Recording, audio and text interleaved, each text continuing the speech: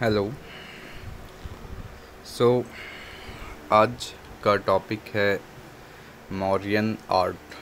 हम लोग आज मौर्यन आर्ट के बारे में पढ़ेंगे।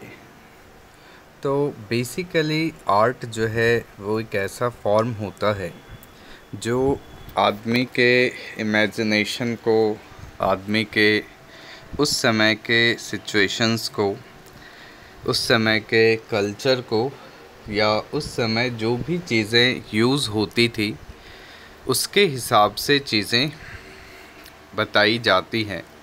तो कहा जाता है कि मौर्यन आर्ट जो है, चूँकि मौर्याज़ के समय में जोग्राफ़िकल एरिया काफ़ी बड़ा हो गया था, इकोनॉमिक स्टेबिलिटी बहुत ही ज़्यादा थी, जोग्राफ़िकल बेनिफिट्स जो थे मौर्यन रूलर्स के पास थे, पॉलिटिकल बेस काफ़ी ज़्यादा मजबूत था और एक सेंट्रलाइज एडमिनिस्ट्रेटिव सिस्टम डेवलप हुआ था मौर्यन के समय में।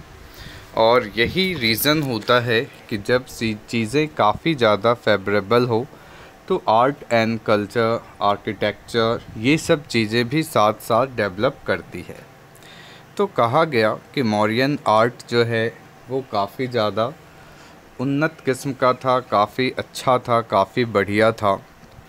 और इसके अंदर बेसिकली दो क्लासेस के बारे में हम लोग समझते हैं। एक क्लास होता है कोर्ट आर्ट, यानी कि जिसके खर्च जो है राजा का जो परिवार होता है या राज कोष होता है, ट्रेजरी होती है, उससे किया जाता है, तो उससे बनता है आपका कोर्ट आर्ट। और दूसरा आर्ट फॉर्म होता है फोल्क आर्ट, जो स्थानीय लोग जो हैं वो बनाते हैं और उसके हिसाब से चीज़ें डेवलप होती है, तो that comes under the folk art. तो पूरे मौर्यन आर्ट को हम लोग दो पार्ट्स में समझने की कोशिश करेंगे, एक कोर्ट आर्ट और दूसरा फोल्क आर्ट। अब अगर हम लोग कोर्ट आर्ट के बारे में समझने की कोशिश करें कि कोर्ट आर्ट बेसिकली किस तरह की चीज़ें डेवलप हुई थी, तो उसमें सबसे पहली चीज़ जो डेवलप हुआ और जिसका प्रमाण, जिसका एविडेंस हमारे पास है, वो है पैलेसेस। ठीक है, राजाओं का जो महल था, तो कहा गया वहाँ पे 80 पिलर्ड हॉल जो है कुम्हराड़ा पटना के पास मिला है। वो वुडन फोर्टिफाइड हुआ करता था। बहुत सारे जो उस समय के मेगास्थनीज या चाणक्य थे, तो उन्होंने इसको एक्सप्लेन किया था। तो मेगास्थनीज के हिसाब से पूरी जो शहर थी पटना, वो एक पैरेललोग्राम के फॉर्म में थी, 9 माइल्स बाय 1.5 माइल्स, ठीक है, यानी कि 9 मील लंबा और 1.5 मील चौड़ा जो है आपके पास एक शहर था बसा हुआ। और उसके चारों तरफ जो है एक खाई थी जिसकी लंबाई लगभग 200 यार्ड्स थी। और उसके चारों तरफ जो गेट्स बने हुए थे उसमें आर्कर्स के लिए होल्स थे। 570 टावर्स थे उसके पैलेसेस के अंदर और 64 गेटवेज थे उस पूरे पाटलिपुत्र के अंदर, जो कि कैपिटल सिटी था आपके मौर्याज़ की। तो पैलेसेस जो था वो काफ़ी बढ़िया था। कहा जाता है कि एरियन करके एक यूनानी यात्री थे, ट्रैवलर्स थे, उन्होंने इसकी तुलना सूसा और एक बदना जो है वहाँ पे जो स्थित राजप्रसाद है, महल है, उससे कंपेयर किया था।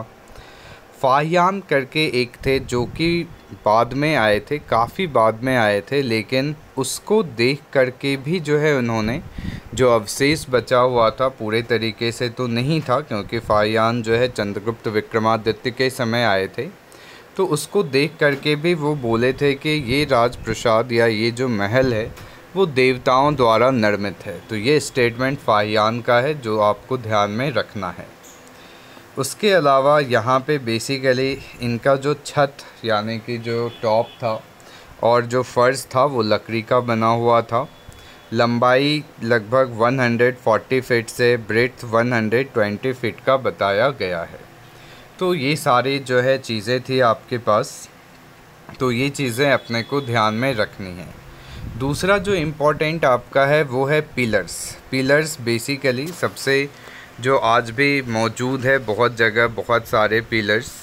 तो यहाँ पे अशोक जो थे उन्होंने पिलर्स जो है काफ़ी ज़्यादा स्तंभ बनवाए थे और यहाँ पे दो तरह के आपके थे पिलर्स, ठीक है, जो कि मोनोलिथ मतलब होता है एक ही पत्थर को काट करके बनाया गया जो है पिलर्स इनका होता था। एक होते थे पिलर्स जिनके ऊपर एनिमल कैपिटल होता था, यानी कि कहीं ना कहीं जानवरों की मोटिव्स उसके ऊपर होती थी, और कुछ होते थे जिनके ऊपर कैपिटल तो नहीं था लेकिन कुछ इंस्क्रिप्शंस वगैरह ज़रूर वहाँ पे होते थे। जो बिहार के अंदर अलग अलग जगह पे पिलर्स आपके मिले हैं तो वो है कोल्हुआ, वैशाली, ठीक है, यहाँ पे लायन कैपिटल है लेकिन उसके ऊपर कोई भी इंस्क्रिप्शन नहीं की गई है। लौरिया अररोज़ वो नो एनिमल कैपिटल, लेकिन वहाँ पे डिस्क्रिप्शंस हैं, वहाँ पे इंस्क्रिप्शन है आपका जो कि ब्राह्मी स्क्रिप्ट के अंदर लिखा गया है। लौरिया नंदनगढ़ का पिलर है जो कि लायन कैपिटल का है। रामपुरवा में 2 पिलर्स हैं, एक के अंदर लायन कैपिटल है और दूसरे के अंदर बुल कैपिटल। ब्राह्मी स्क्रिप्ट पे इसके अंदर इंस्क्रिप्शंस लिखे हुए हैं। जो लायन कैपिटल वाला है वो आपके इंडियन म्यूज़ियम कोलकाता के अंदर है और बुल कैपिटल वाला राष्ट्रपति भवन के अंदर प्रिजर्व करके रखा हुआ है। कहा जाता है लगभग 30 से 40 पिलर्स बनवाए गए थे अशोक के द्वारा, जिसमें से 15 अभी भी प्रिजर्व हैं। बिहार के अलावा ये आपके टोपारा, मेरठ, इलाहाबाद, सांची, संकिशा, सारनाथ वगैरह के अंदर है, ठीक है। बसाड़, कोशम, ये सारे बहुत सारे जो हैं आपके पिलर्स हैं जो अलग अलग तरीके के पिलर्स हैं और अलग अलग जगह पे आपके बनाए गए हैं। अब कहता है यहाँ पे बेसिकली इनकी जो खासियत होती थी वो काफ़ी ज़्यादा जो है स्पार्कलिंग साइन होता था कि उनके ऊपर जो पॉलिशिंग की जाती थी उसको ऊप कहते थे। नीचे उसकी मोटाई ज़्यादा होती थी और जैसे जैसे हम लोग ऊपर जाते थे तो ये टैपर्स होते थे।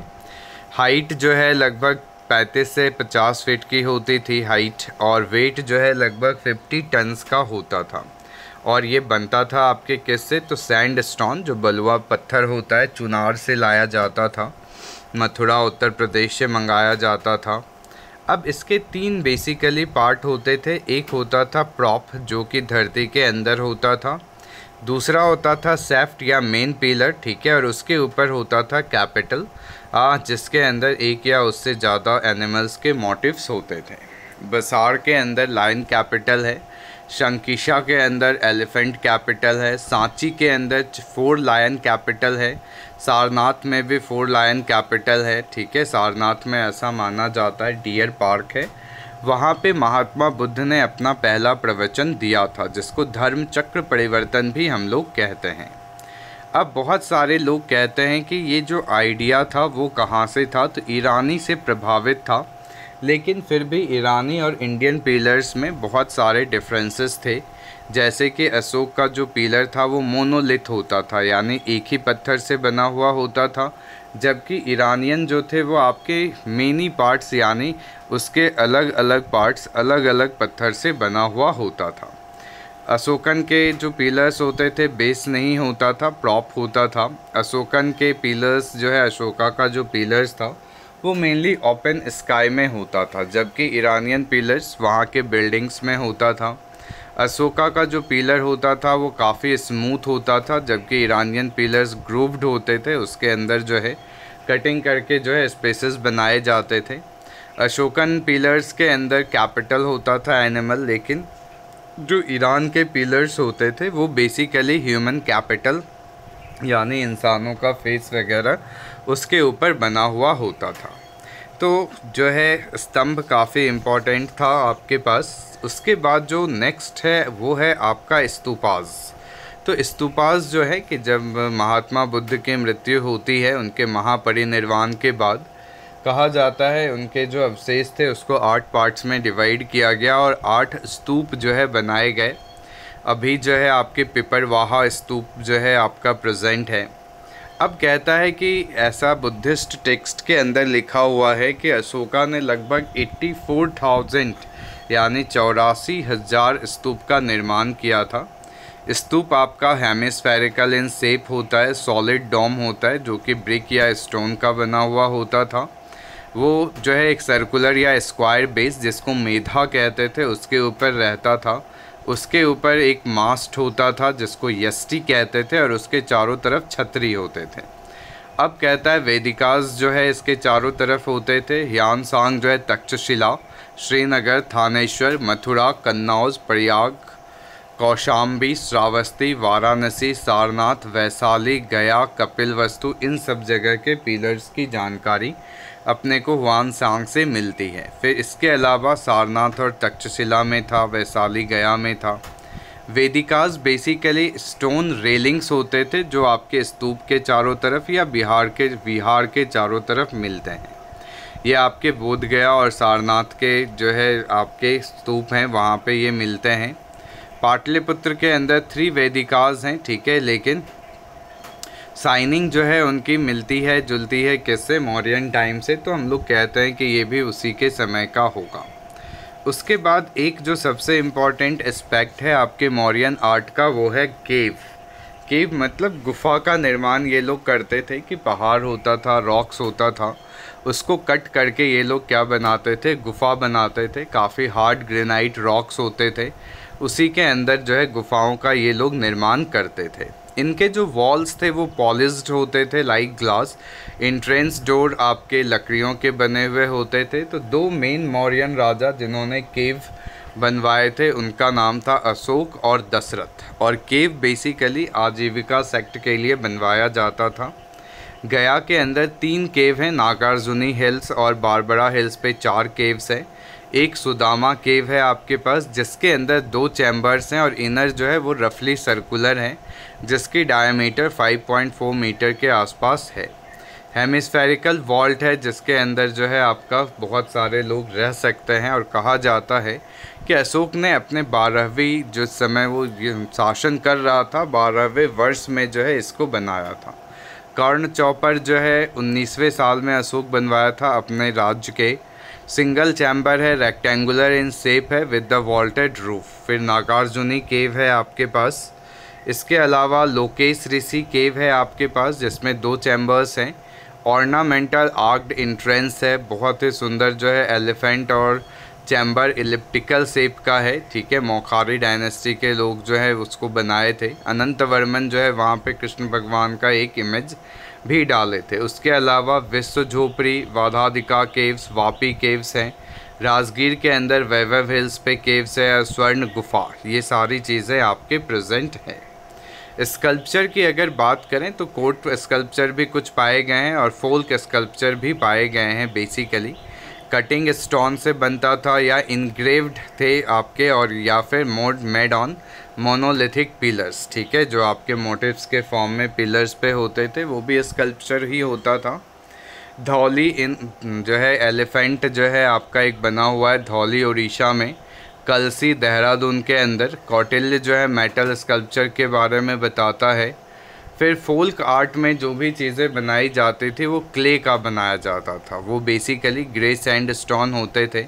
बॉडीज़ आपके डेकोरेटेड होते थे क्लोथ्स के साथ। यक्ष, यक्षिनी या मेमोथ इमेजेस ऑफ बुद्ध और जैन तीर्थंकर्स जो है स्कल्पचर के फॉर्म में यहाँ पे मिलते थे।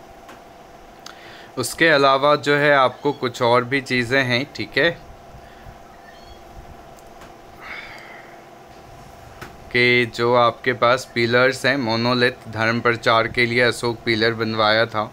Red sandstone of Chunar, Mathura Uttar Pradesh के आसपास का था। पॉलिश को ऊप कहते थे जो बिल्कुल मेटल जैसा दिखता था। हाइट 35 से 50 फीट, वेट 50 टन। एक ही स्टोन के बनते थे। बेस काफ़ी थिक होता था। मेन पार्ट को लाट कहते थे। टॉप पार्ट को सिरिस या फिर हेड कहते थे।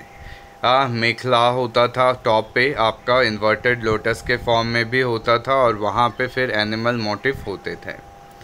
तो ये सारी चीज़ें ऑलरेडी हम लोग देख चुके हैं। लोकल आर्ट्स में पटना के अंदर दीदारगंज में यक्ष और यक्षिनी की मूर्ति पाई गई है। लोहानीपुर पटना के अंदर 2 नेक्ड मैन की मूर्ति पाई गई है। तो हम लोग कहते हैं ये जैन से आपका रिलेटेड होगा। कुम्हराड़ा में बहुत सारे आपके बर्ड्स, एनिमल्स, मेल और फीमेल स्कल्पचर्स मिले हैं। अब कहता है ट्रेड एंड कॉमर्स भी डेवलप हुआ होगा स्कल्पचर की मदद से। माइनिंग टेक्निक काफ़ी डेवलप थी यहाँ पे। प्यूरिफिकेशन करते थे, मेटल्स को सॉफ्ट बनाते थे। मैगस्थनीज ने gold, silver, copper, iron in सबों की बातें की है, जिसका यूटिलाइजेशन अटेंसिल्स में होता था, ऑर्नामेंट्स में होता था, वॉर वेपन्स में होता था, क्वाइंस बनाने में करते थे।